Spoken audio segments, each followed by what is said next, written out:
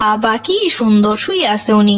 গর্ভবতী যে মেহমান রান্না বাড়া যে তুই আইডাইছো, কত রকম রান্না বাড়া কত কি, এগুলা কেটাই করবো? কি গো আম্মা, আম্মেরা যে সুন্দর গিয়েছি তাইছিলেন তখন মনে ছিল না? আমার ওইটা দেখলে মেহমানের রান্না বাড়ার কথা মনে পড়ে। এতগুলো রান্না দেখে আমি আল্লাহ করবো নাকি? তুমি ঘরের বউ, তুমি করবা না কেটাই করবো? জি না, আগে আম্মেরা সবাই মিলে করবেন, তাই আমিও করবো। আমার আল্লাহর উপরে চাপাই দিবেন তা তৈব না আম্মা। এত কইরে দিলাম কত কি, আমিও কত কি কইরে দিয়ে আবার শুইতে আইছি। তা তৈব না আম্মা, আমার আল্লাহরে রান্না করে ফেলায় রেখে নিজেরা ইচ্ছা মতো তাল বানা করবেন। কি সুন্দর হাসাহাসি কাল গপ্প কত কি করতেছিলেন। আমি কি আল্লাহ রান্না করে বই ওরমের কষ্ট করবো নাকি? ল হাঁটো, আমি যাইতাছি আমার লগে আও। জি আগে এবার ঠিক আছে চলেন।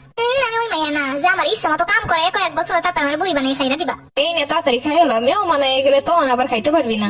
এতগুলো দিছো কেন, আমি তো খাইতে পারবো না। আস্তে আস্তে খাই ফেলো তো। আমার ক্ষুদা লাগছে, খাই লইতাছি। কি বৌমা, মেহমান আইয়া পড়বে, তুমি এখন খাইতে বসতো? তো কি হইছে এখন খাই লইলে? মেহমান যাওয়ার পরে আমরা খামো। না মা পাই বইছে, আমিও বইছি। আমার ক্ষুদা লাগছে তাই আমি খাই লইতাছি। আমি অত মেহমানের লিগে অপেক্ষা করতে পারবো না। তরকারি টরকারি অল্প অল্প করে আছে, আমি যদি তুমি খাই এলো তাহলে ওগো দিমু কি? আমি তো রাক্ষস, আমি তো সব খাইলাম। তুই মায়ের বেলা দিলেন তখন কিছু হইলো না, আমি নিলাম তখনই যত সমস্যা। তোনে নত সব দেহার টাইম মানে আমার ক্ষুদা লাগছে, আমি খাই লইতাছি শেষ। দেখছো নি অবস্থা, মুহে মুহে খালি তর্ক। নিজে থেকে যদি নিজেরটা অধিকার আদায় করে না নেই তাহলে কিছুই পাওয়া যায় না। বাপের বাড়ির লোক না যে আপ্যায়ন করে দিয়ে যাইব, নিজেরটা নিজে নিলেও লাগবো। বাপের বাড়িতে মনে হইতেছে কিছু খায় না, খালি এনে খাই খাই করে। জি আম্মা, আমার বাপের বাড়ি সো গরিব, সো ভিখারি, লুকিং লেকে জাত ভিখারি। আপনি তো আমার বাপের বাড়ি দিয়ে অনেক কিছু খাইয়েছেন, আপনি তো না খাই থাকেন 2-4 দিন। তত বড় মুখ নয় তত বড় কথা। তা মুখ শুধু শাশুড়ি গো বউ গো, কোনো মুখ থাকতে পারে নাকি? দেখছো নি অবস্থা, দেখে আর কি করবো। আম্মা আমি কিন্তু আজকে বাপের বাড়িতে যাবো। আচ্ছা ঠিক আছে, বউ বউ তোর লাগে পরে কথা কম মনে।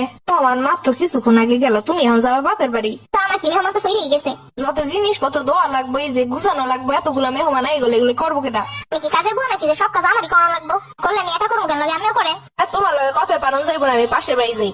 জান ভালো কথা, নিজের কাপড়টা একটু ঠিক করে এলাম। কথা দিয়ে কোন রকম না বললে কত কাহিনী শুনান। নিজের শাড়িটা দিয়ে একটু নিজেরা ভালো করে ডাইকে নিতে পারেন না? কতক্ষণ আইন বাইরে থাকে, কতক্ষণ আইন বাইরে থাকে। বৌমা সামলে কথা কইও। আচ্ছা যান যান, পাশের বাড়ি আমি সব বাইর করে যান, আমার সমস্যা নেই। এইসব শুনি মহিলারে 2000 লাগে। ওই দিন চাচা শ্বশুরের সামনে একটুখানি মাথার কাপড়টা বাতাসে পড়ে গেছিল। কত কথা না শুনাইলো, শিক্ষা নাই, এই অভাব সেই অভাব, কত অভাব আমার। অথচ নিচে যে শাড়ি পরে আইন বাইরে থাকবো, আইন বাইরে থাকবো, তাতে কোনো সমস্যা নেই। ঠিক আছে, উনি আমার শাশুড়ি মুরব্বী মানুষ, তাই বলে কি সে এসে বাইর করে থাকবো আর আমরা সব বাইকে থাকবো? পর্যন্ত দেখলাম না নিজে মায়ের একটা মাথায় কাপড় দেওয়ার কথা কইতে। আর বউর বেলা একদম 16 আনা। ঠিক আছে ও মা, আমি যাইতাছেন ভালো কথা পাশের বাড়িতে, আমিও কিন্তু পাশের বাড়ি যেয়ে গল্প করতেছি। আরে কামড়ি কেটাই করবো?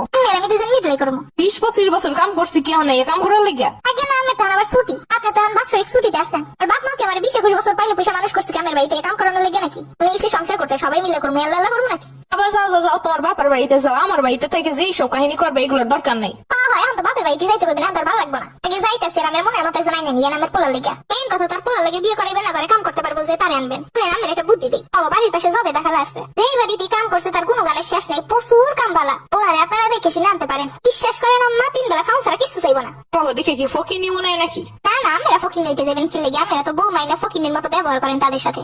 সময় থাকতে ভালো, নাহলে কিন্তু সময় থাকবো না। সুস্থ সবল মানুষ হাইটে ছেলে ঘুরে বেড়ায়, সারা জায়গায় গল্প গুজব